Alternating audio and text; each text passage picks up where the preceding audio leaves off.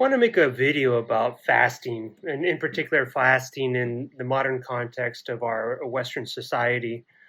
As I get new catechumens and people that come to the church, and really people that have been Orthodox for many years, if not their whole life, the conversation of fasting and their ability to do it according to the church comes up often.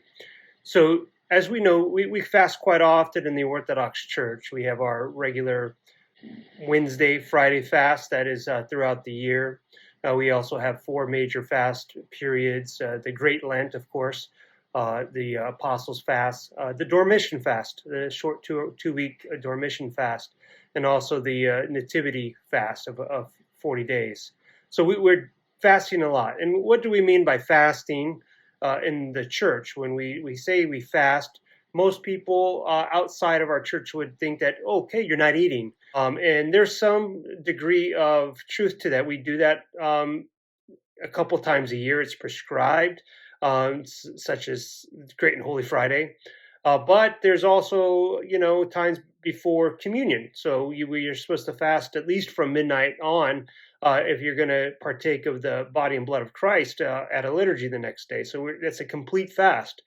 But for the most part, when we say we fast, we're saying we're abstaining from certain foods. So we're abstaining from uh, dairy, we're abstaining from meat, and alcohol, and if you follow what according to Typicon, sometimes those things will be relaxed. Sometimes we can have fish, sometimes we can have oil, dairy, we can have wine, and it changes by commemorations, and the different fasts have their different character. So what we're doing is we're avoiding certain foods. So this now becomes complicated in our modern context, especially in our Western diet. I know that many people have dietary issues. This is very common, especially here in America.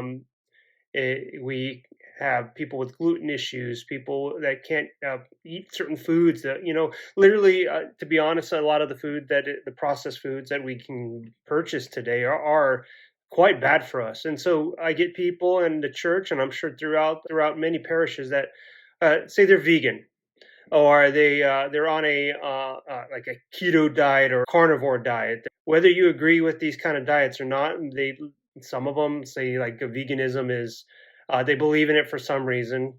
Maybe it's an ideological reason, but they're doing it. They're on it, and it's fine. There's nothing against just eating a vegan diet. Canonically speaking, carnivore diet. Now it gets a little bit complicated because we fast from these type of foods, but people are convinced, and there's probably good reason that they're doing much better on these type of diets health wise. They're not those people who have gluten issues. They got to avoid gluten, and so there's many dietary things that we would normally say, hey, this is what we're going to eat during the fast. We're going to eat our veggies. We're going to eat pasta. We're going to eat rice. And this is the things that we're going to live by. Kind of be difficult for people, or they already do that. And so to fast would be nothing different for them. So what is my advice? And this is just my advice.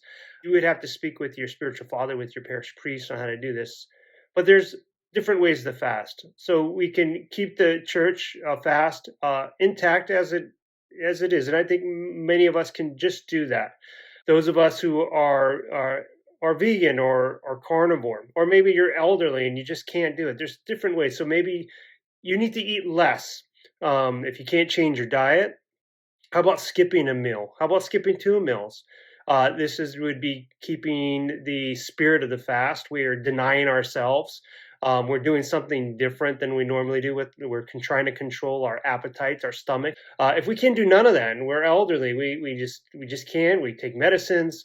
And wouldn't it be possible? You know what? We can add to our prayer rule. We can pray more. Also, we can fast in other ways as well. We can take electronic fast. We can fast from social media. These things really, really addictive, and we can say we're going to avoid that. Now, these are just things that are outside the scope of what the church would normally have thought here in our modern context. Sometimes we have to make some pastoral exceptions for people dealing with different things. And so I bring that up so that many of you who struggle with the fast, maybe the fast is coming up and it seems too difficult to keep, or you're going to cause health issues if you do it. In my opinion, I get it. I understand, but you have to do something. You have to keep the spirit of the fast. So whether that is eating less, if that's praying more, or fasting electronically, there's different ways we can fast. And ultimately, the best fast is to show love for our brothers and sisters around us, to refrain from any sinful behavior during these fasts, and being very strict with ourselves at this time, maybe in the spiritual life.